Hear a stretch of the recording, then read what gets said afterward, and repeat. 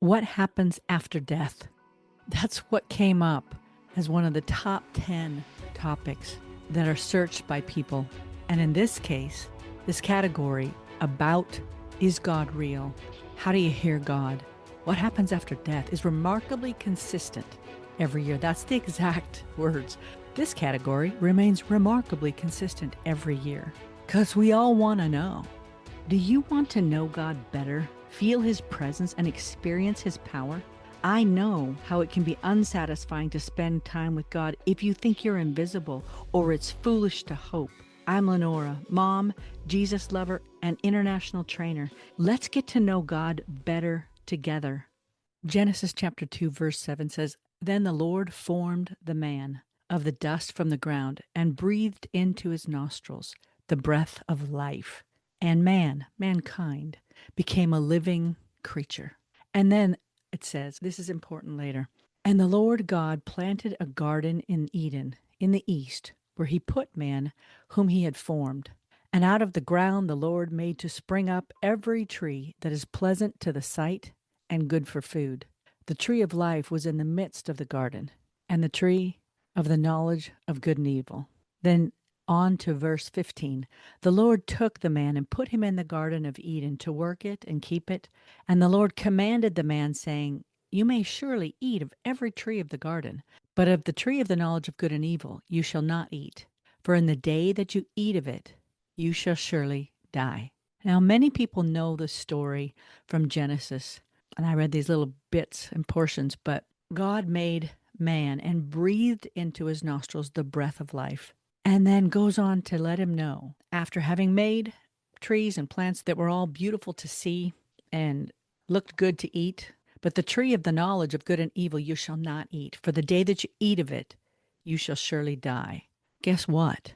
According to this, we're already dead. According to this, humanity already died. Whenever people decide, "I will be God, I will decide what is right and wrong," and reject the one who is love, who is the source of life, who breathed into you the breath of life. When we separate from him, there's death.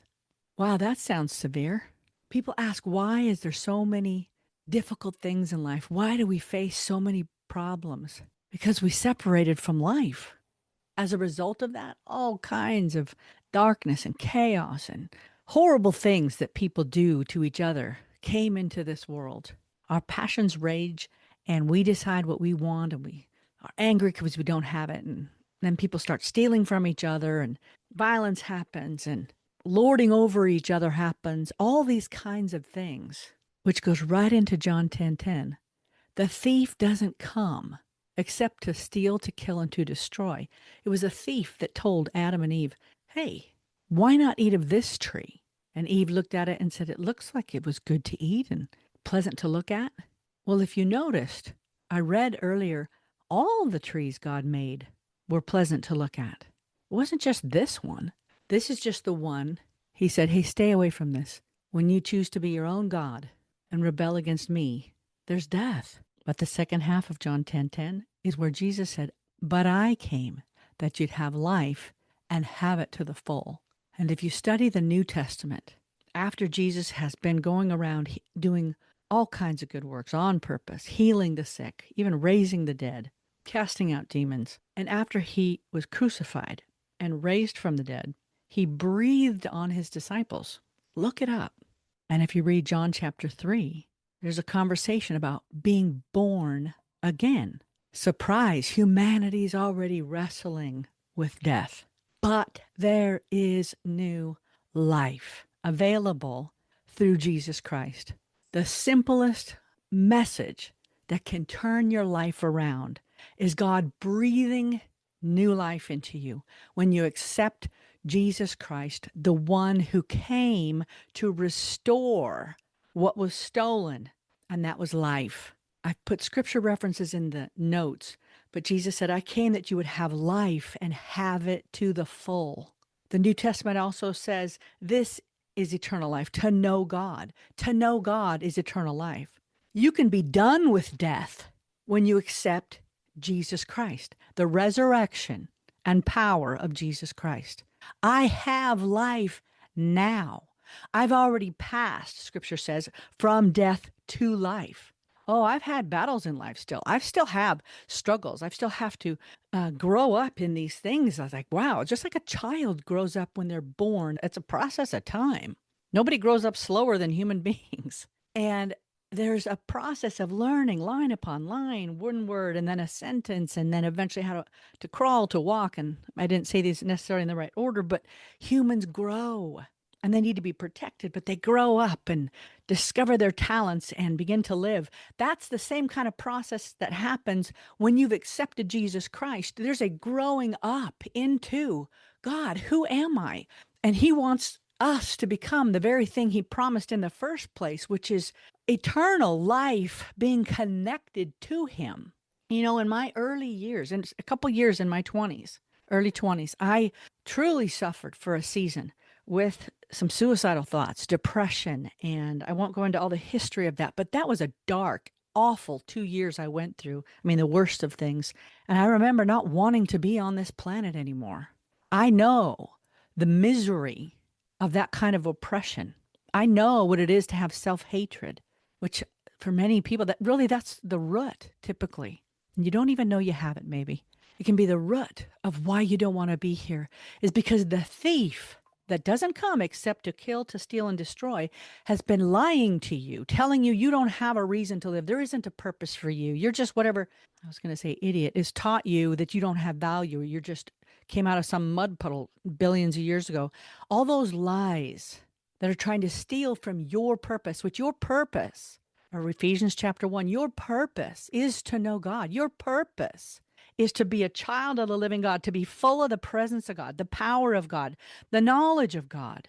God, I ask you to give, just bring your presence into whoever's listening this, that they can be encouraged and have a sense to know that they're called for a real purpose, to know the God of this universe, the God who made them, is the God who breathes life into them, and help them just say, yes, whether I understand this or not, Jesus, I want you. I want life. I want to have my purpose fulfilled. I want to live in life.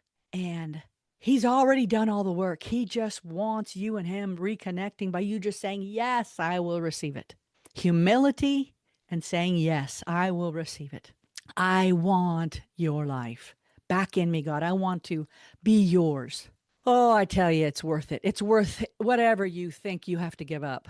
If you think it's somebody else's opinion, I don't care about someone's opinion when they're just trying to steal from me the very life and the breath of God, which I was always intended to walk in and be filled with. So you don't have to live in death anymore. You can live in life right now, right now, right now. When I had gotten through the worst of feeling suicidal, which was, you know, gosh, it's so far gone that I was like, what was that process? It was certainly crying out to God and forgiving myself and beginning to reconcile that relationship with myself, as well as stop believing God was disappointed in me. Stop believing I wasn't worth something. Saying no to those painful lies and saying yes to God. But even as I got past that season, there was times where I would say, God, though I'm not feeling suicidal, but something in me just wants to die. And I heard that still small voice. And he said, that's okay. You already did. I already died. I know that. I knew that he was quoting his own word to me, because the Bible says I was crucified with Christ. Nevertheless, I live. Yet not I, but Christ lives in me. And the life that I now live, I live by the faith of the Son of God. Even my faith is of the Son of God, who knows and is the truth. And I rely even on his faith. And the scripture says, I have passed from death to life. So I know what happens after death. I lived in dark times where I was lost, but I have life. You hear that ping? I don't know if you can hear it in the background. It's a light ping. That's letting me know about the life noises my grandchildren are making on an app. It's a ping when they cry out. Now, I'm not at their house. I just hear the ping because sometimes I go over and take care of them. But it's never been on to be heard when I record an episode. And it's not an accident that the ping of new life, the ping about life, is in the background of this message. You don't ever have to fear death when you've already received the life in Christ. I ask you, if you haven't done that, Let's get rid of your fear of death by saying, Jesus, Jesus, yes, I believe you were raised from the dead. Jesus, I believe you're the Son of God. You were raised from the dead. I will surrender myself to you. I want you as my God. Help me. Now think about this. When a brand new baby comes into this world, they don't come in here saying all the right things in order to be born. They just breathe in new life. That's your role today. If you haven't done it before, just say, yes, Jesus, bring in that new life. I believe you'll sense the bearing witness of God in your own spirit that something's different. You belong to God. You have new life, and he loves you, and he's always planned for you to be his. Father, I thank you for people who are accepting that today, who are saying yes to you, breathing new life, and those that are being stirred up because they have called on you, but they have forgotten God. I had been in seasons where years back, when God said to me, you have forgotten me. Let's come back to that life and say, God, I'm done being friends with the world's ways, the emptiness that is trying to satisfy yourself by anything but God. It doesn't work. Anybody who's tried it figures it out. It doesn't work. But real life is in Christ. Father, thank you for real life birthed today in some people and being stirred up. God, I pray for your life, your healing, your encouragement. And God, I ask you to help them get connected to other believers, get planted in your house, meaning with other believers, the family of God, so that we can help each other grow up, help each other be encouraged. You are our source, but we do need the body of Christ. I thank you for your presence working in this person. And I thank you for the eternal life that we have right now. And we can learn your word and speak your word and see your kingdom come on earth as it is in heaven. That's our job, declaring it through the Lord's Prayer. Your kingdom come on earth as it is in heaven. And God, there's nobody like you, and we will honor you above everything. Help us to see you, so we'll surrender everything and live out the life that we will be blessed, and we will be a blessing throughout the rest of our life. In Jesus' name, amen. I do encourage you, if you can, order my book on Amazon, 100 Prayers, Releasing 100 Cares, because I want you to have a tool to pray the Word of God and a simple place to learn where the Word of God is. But otherwise, I just encourage you, spend time in the Bible a bit every day. Talk to him. Just be real with him. Don't worry about saying the right things. Just be real with him. He loves you. He is for you. And he only wants to, like Jesus said, I came that you'd have life and have it to the full. There's another verse. Many are the afflictions of the righteous, but God will deliver you out of them all. I'm quoting scripture. So I appreciate your life. I appreciate you. God sees you. God has more for you than you could ask, think, or even hope for. I've worked with people who've been through the most brutal things in life. And I felt God so strongly when talking to this one woman. What he has for you is good in this life. He will help you have much recovery. But what came so strong is that well beyond this life, all of eternity you have with him, and it will be beyond your wildest imagination.